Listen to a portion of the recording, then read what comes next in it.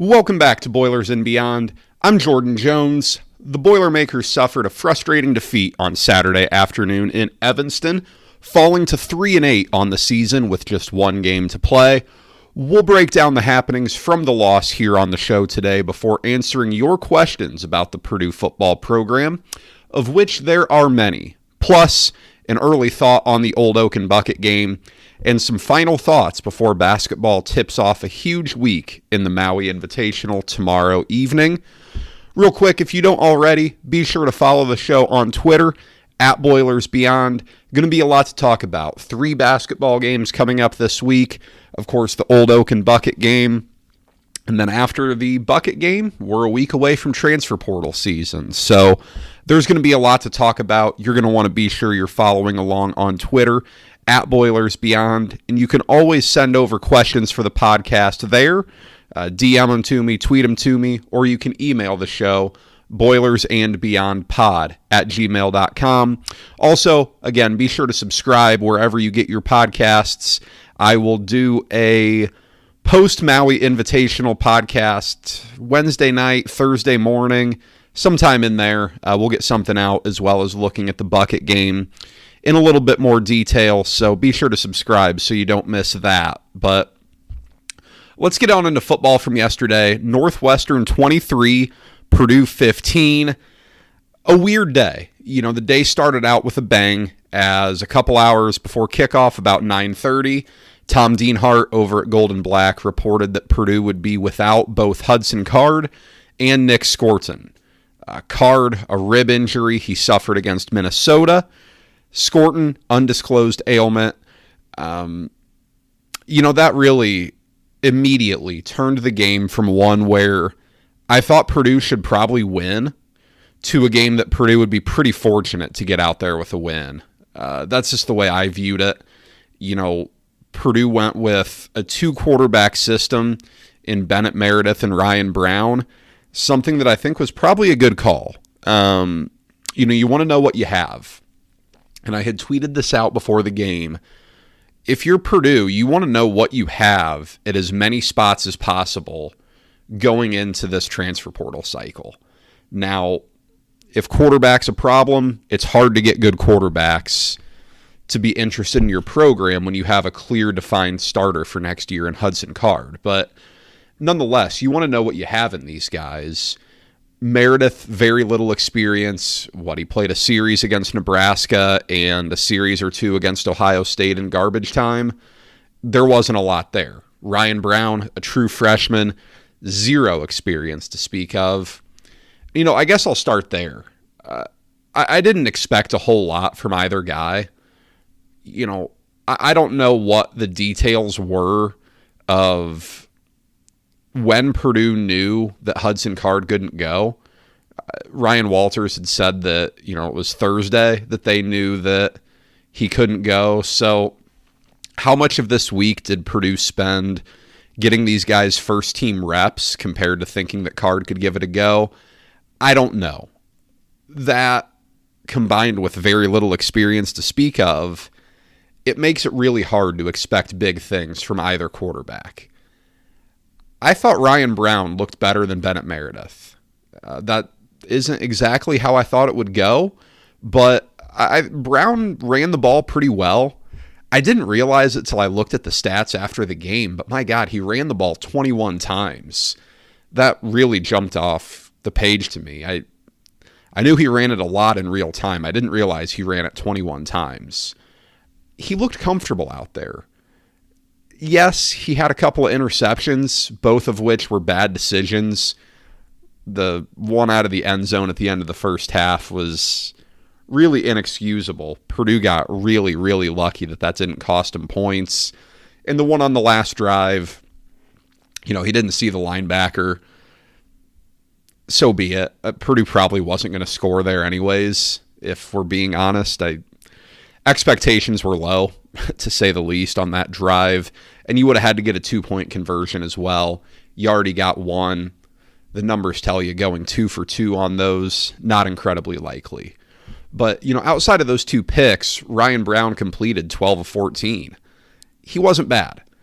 It was limited. He only averaged 5 air yards per attempt, 2.6 for Bennett Meredith. Purdue's game plan here was already going to be to run the ball a lot. Purdue finished this game having run the ball 54 times, 54 rushing attempts for 303 yards.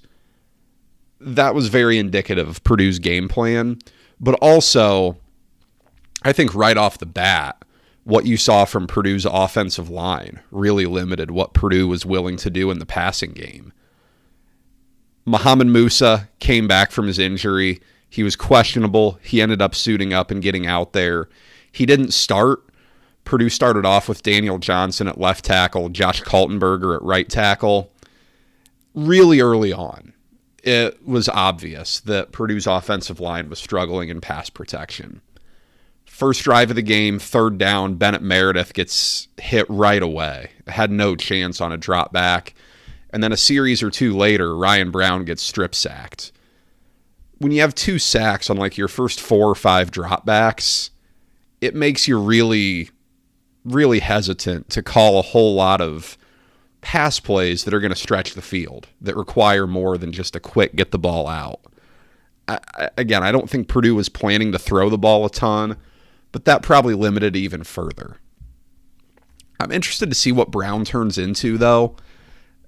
It's hard to get too much out of yesterday's result because, 12 for 16, 104 yards, 2 picks.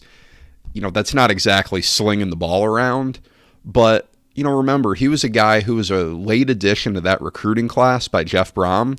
Kind of came out of nowhere. But all indications are he's been performing well in practice. We'll see what he turns into.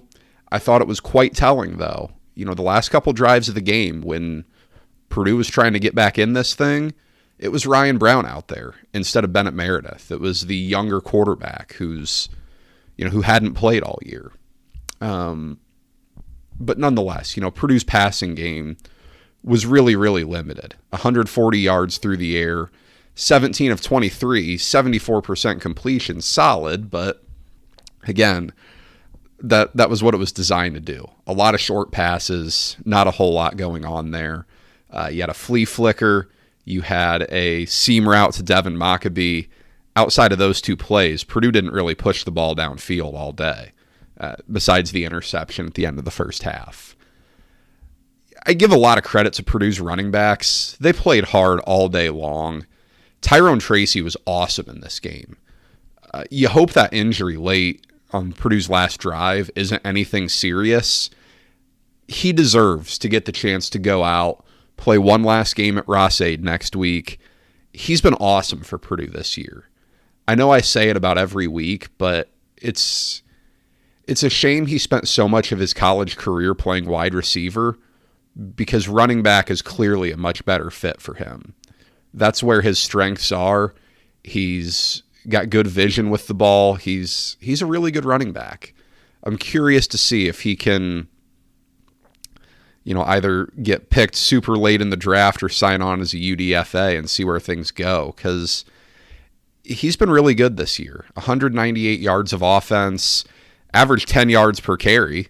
Now, when you have a 62-yard run, that helps inflate the average, but he was really, really good for Purdue. He was Purdue's leading receiver as well. Second leading receiver. He had 4 catches, tied for the team lead. Really good day for him. Maccabee ran hard all day as well. He, got in the end zone for a touchdown, caught that seam route. That was a great catch for a running back. You don't see that often. Running backs going up the middle of the field and catching the ball in traffic like that. Really nice catch by him there. Certainly hasn't been the season that Devin Maccabee had hoped for, but he had a nice game on Saturday, I thought. Got to give those guys credit because the offensive line, better in run blocking than pass protection, but it's still not like it was, pushing the Northwestern defensive line 5 yards down the field. It wasn't doing that. Purdue's running backs had to be pretty good, and they were. They were very good. Back-to-back weeks running the ball over 300 yards for Purdue. I could not even begin to think of the last time that happened. And, Purdue ran the ball 40 times last week, 50 times this week. I cannot imagine the last time Purdue did that either. Really interesting stuff. Very different games because Hudson Card changes things quite a bit, but interesting to see Purdue have some success running the ball because that's not something we've seen from Purdue in recent years. I thought the defense did all it could. Northwestern went right down and scored on the opening drive, but after that, Purdue's defense did a really nice job. 5 sacks on the day. Dylan Thieneman picked off another pass. Purdue did the best it could. Some interesting observations. Losing Scorton's a big deal. He's really, really good. But it opened up Corday Sidnor to have a big day. He's a good player. He's in a tough spot because, 2 of Purdue's 3 best players, and maybe its best 2 players, are the 2 guys starting over him at the outside linebacker spot. So the reps aren't necessarily there for the taking for him, but he was awesome. Couple of sacks, half a tackle for loss on top of that, got to the quarterback. He was really good. A great day for him. I thought it was really interesting that Zion Steptoe started at corner. That tells you where this cornerback room is. Purdue has tried to do what it can.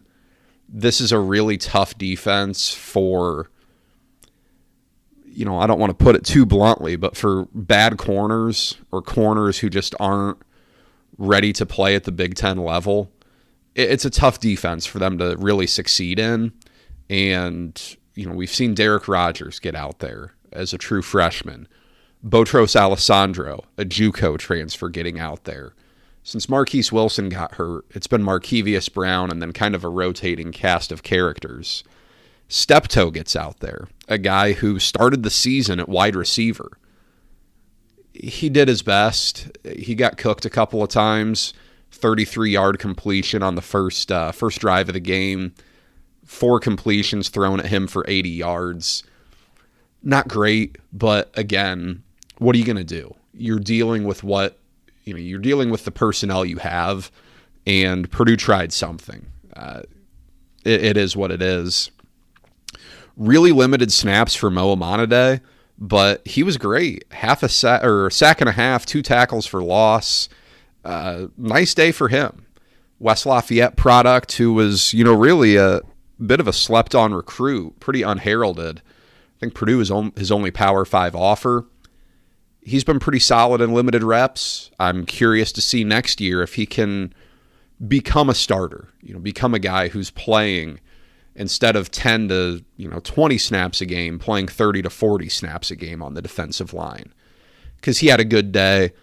Another pick for Dylan Thieneman. He's Purdue's leading tackler. Again, I don't think that's necessarily a good thing that he's your leading tackler. He did have 1 missed tackle, but outside of that, he's had an awesome year. I fully expect him to be on some of those true freshman All-American teams. He's been awesome. He's been a really, really big bright spot for Purdue this season. Got to give him a lot of credit, and he's going to have a great career at Purdue. He really is. Look, there's no other way to put it. I thought Purdue's special teams were horrible on Saturday. Purdue is now 5 of 13 on field goal attempts this year. Missed a 44-yarder by Ben Freehill. Purdue doesn't have a kicker. Freehill has struggled this year. Julio Macias struggled when Freehill was out. That's an area Purdue's got to fix for next year. Jack Ansell, not a great day. Sent one into the end zone for a touchback. First punt of the day was really rough. Just not a good day for him. And it's not been a great season for him. Return game, you had TJ Sheffield almost muff a punt in the first half. And then he does muff a punt, gives Northwestern prime field position. I don't remember. I think Northwestern scored on that drive. They started at the 20. I can't remember, but that was rough. And then Tyrone Tracy drops a kickoff return, gives Purdue bad field position. They start inside the 15-yard line. This is a problem. This is a problem. There's no other way to put it. Purdue has to be better across the board on special teams. You look at this game as a whole, though, and a little more to come on special teams. Got some good questions that I want to get to here momentarily that are really good. Purdue fought hard on Saturday. Purdue didn't quit. That's been one of the storylines of this season that I think if you're a Purdue fan, you can walk away from this year pretty happy about, is that this team's played hard all year. This team has not backed down, even when, times are tough. Missing two of your best players, down 23-7. Purdue didn't quit. Purdue kept fighting, but Purdue wasn't the better team. Purdue missed a lot of opportunities, yes. More to come on that in the Q&A. But Northwestern was probably the better team. Northwestern was the better coach team on Saturday. David Braun's been fantastic. Now the full-time coach up there. Hats off to them, because that team looked dead in the water when they got just waxed in the season opener at Rutgers. Really struggled with Howard early on in the season. Northwestern looked horrible, and now they're 6-5. They're going bowling. That's a team that went 1-11 last year, 3-9 the year before that. We're good in the COVID year, which, as we know, probably not reflective of much. And in 2019, they were 3-9. So, the 3 full seasons prior to this, Northwestern hadn't won more than 3 games. That's a really hard job. But, they're going bowling, and all the credit in the world to them. That was big. They close out Ryan Field with a victory in the final game up there before they build that new stadium. Good for Northwestern. But for Purdue, it's time to wrap this season up against Indiana. All of the 5-7 bowl speculation that was going around, that was for naught. Purdue will not be going to a bowl officially now. Old Oaken Bucket game, both teams enter 3-8. It feels like the old days of the Old Oaken Bucket game, shall we say. Neither team entering with much to play for outside of some state pride. So I'll have a preview episode later this week. It should be a doozy. Can't believe Big Noon Kickoff chose Michigan, Ohio State over Purdue, Indiana. I don't know. I don't know what they're thinking there, but it's going to be a doozy inside Ross-Ade Stadium on Saturday. Some questions from you guys on Twitter. We'll hit these questions, have a couple of thoughts on basketball real quick, and get out of there. But first question, why wasn't the Hudson Card injury announced until the morning of the game? Look, there's nothing that requires the staff to disclose injuries until 2 hours before kickoff, when the Big Ten mandates that teams issue an injury report. That was something new this year. Ryan Walters said earlier this year that he wasn't really going to talk about injuries because of that injury report. And for the most part, he hasn't. Occasionally you'll get an update in his Monday press conferences, but he doesn't say much about it. He doesn't have to. He's not, there's nothing making him disclose this. And the staff did a really nice job of not letting anything about Card or Scorton get out. It was pretty buttoned up. It was pretty zipped up. I think there should be more advanced injury reporting. I absolutely do. I think in the modern era where gambling is such a big part of college sports, I think you have to start looking at better ways to report these injuries. I think it's better for the fans as well. But nonetheless, it is what it is.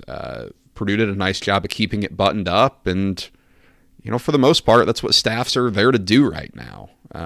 That's their goal, is to not let this stuff get out. They did a good job of that. Good question from a buddy and a longtime listener. I see a lot of people giving up on the coaches already. How big of a win does Purdue need next week to reverse that? Yeah, like it or not, and I don't think many people are really calling for Ryan Walters yet, but he's obviously not going anywhere, nor should he, unless it's a very rare circumstance. Coaches don't really even hit the hot seat in year one, and nor should he.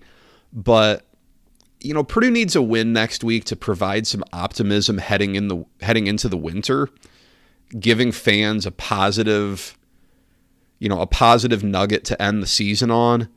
But it's not like it changes much. What's the difference between 3-9 and 4-8? If you're a gambler out there, the season win total already went under. 5.5 were the numbers out in Vegas. Those both are going to go under. Purdue's not going to play in a bowl game. This is a game for pride, right? It's the rivalry. You want to keep the old oaken bucket. A little silver lining here, Purdue does have the chance to win both its trophy games this year. It beat Illinois to keep the cannon. Now it hopes to beat Indiana to win the bucket and keep the bucket for a third straight year. That's what you're playing for here, because outside of that, this game doesn't mean much on Saturday. Do you anticipate any drastic changes this offseason as it pertains to the roster and or the staff? And he notes that Brom always had a short leash with coordinators. The roster, yes. I certainly anticipate a lot of turnover on the roster. I'm planning to do a pretty deep look at what's next for Purdue football after the bucket game. I don't know if I'll do that on Sunday or if I'll wait and do that in the midweek. Purdue basketball plays Texas Southern the Monday after the bucket game, so it's not like that's going to be one to talk about too much.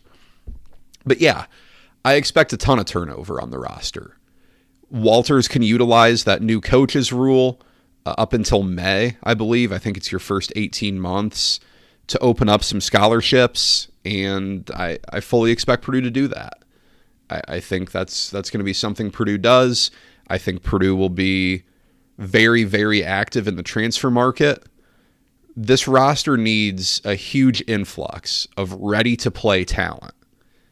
How much of that does it have, behind the starters right now? I don't know.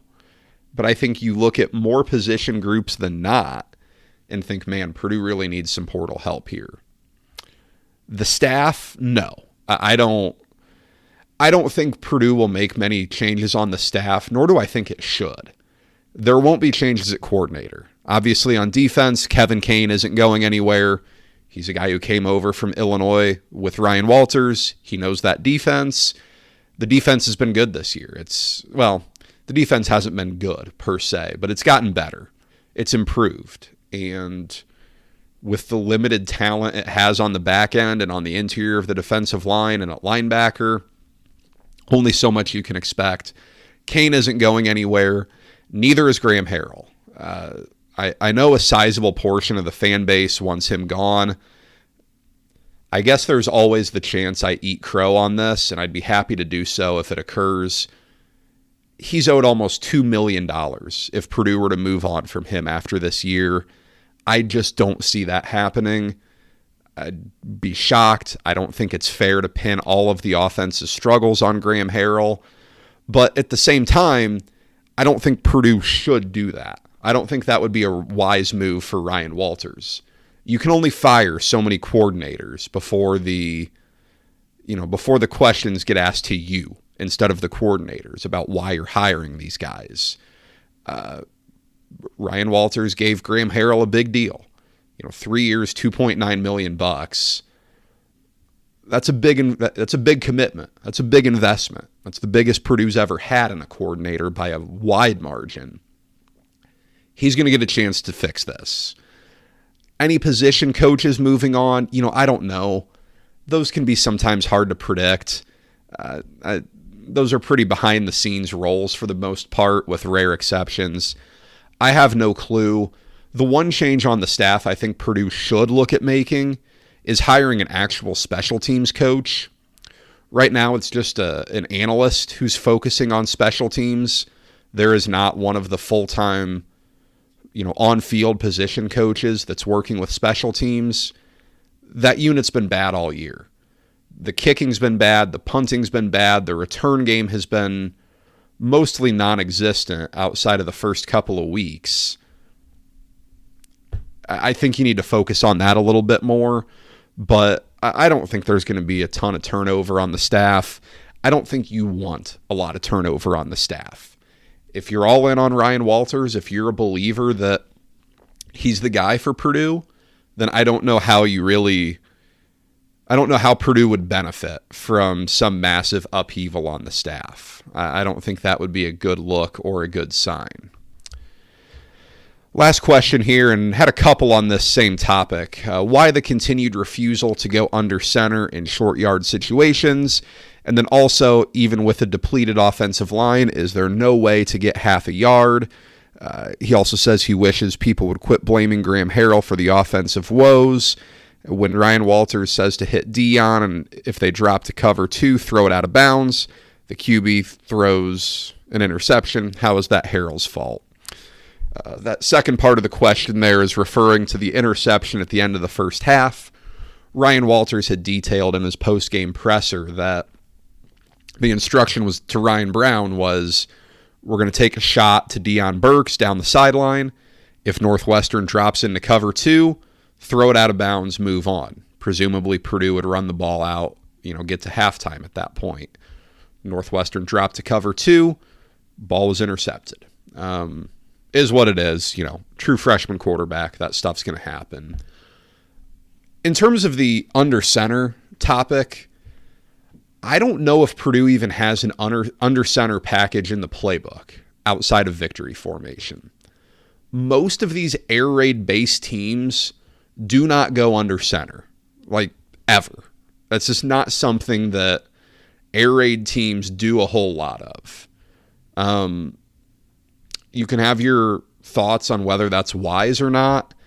I'm not a big fan of going at a shotgun in those spots, but I don't think that's Purdue's biggest issue.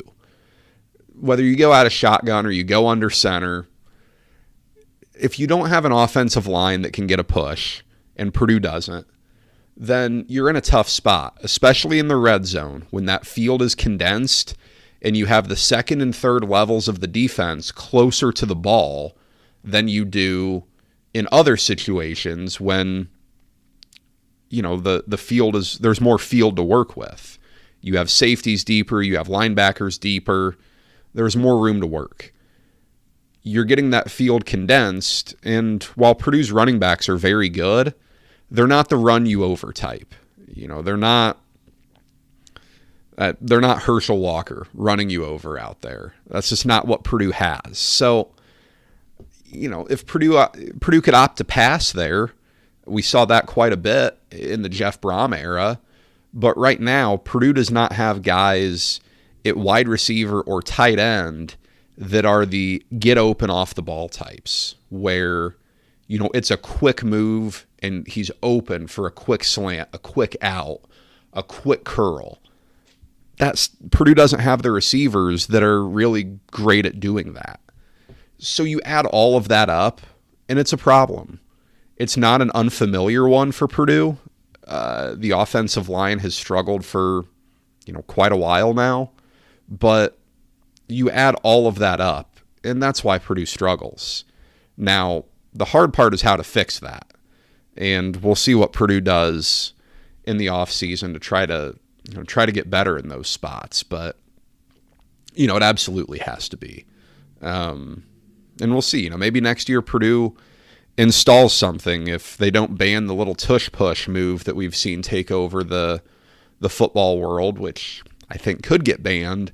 But if it's not banned, then maybe Purdue does that. I don't know. But, all in all, we got 1 week left in football season. I'm very sad that we only have 1 week left of a full college football Saturday. It is the best time of the year. It's coming to an end. But we are also entering one of the best weeks for sports in the calendar year because it's feast week of basketball leading into rivalry weekend of college football. And feast week is headlined by the Maui Invitational, where Purdue basketball will tip off tomorrow at 5 p.m. I'm recording this on Sunday. It's 11:15 right now. So about 30 hours from now, Purdue gets started in the Maui Invitational against Gonzaga. What a great tournament.